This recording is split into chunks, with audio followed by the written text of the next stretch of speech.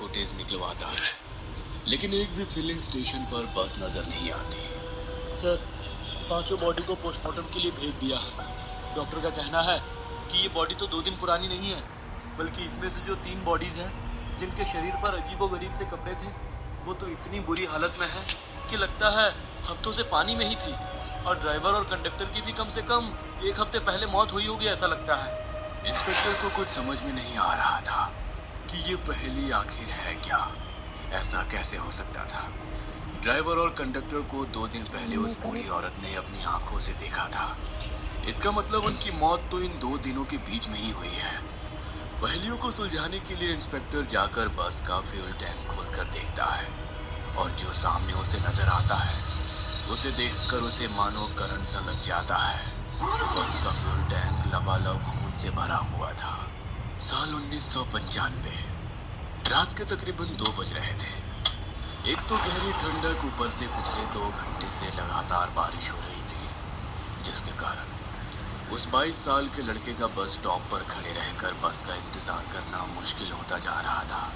चीन में फ्रेग्रेंट हिल तक जाने के लिए ये इस रूट की आखिरी बस थी, और इस समय उसे रूट नंबर 375 की इस आखिरी बस का बेसब्री से इंतजार था। चारों ओर घना कोहरा फैला हुआ था, जिसके कारण सामने कुछ मीटर पर खड़े हुए लोग भी साफ नजर नहीं आ रहे थे। पिछले आधे घंटे में बस स्टॉप से कोई भी बस होकर नहीं गुजरी थी। एक युवक बस का इंतजार कर ही रहा था कि तभी उसे सामने से एक बूढ़ी औरत छड़ी टिकाती हुई बस स्टॉप की तरफ आती नजर आती है। बूढ़ी औरत के वहां पहुंचने के कुछ ही मिनट के बाद रूट नंबर 375 की बस स्टॉपेज पे आके रुक जाती है। वो बूढ़ी औरत और युवक बस में चढ़ जाते हैं। बस आगे बढ़ने ही वाली थी कि तभी कोई बस को हाथ हिलाकर रोकने का इशारा करता है। ड्राइवर ने एक बार फिर ब्रेक लगा दिया था। एक कपल हाथों में हाथ डाले बस में चढ़ते हैं और ड्राइवर के पीछे वाली सीट पर बैठ जाते हैं। वो बूढ़ी औरत और लड़का भी बस में आमने सामने वाली सीट पर बैठ गए थे।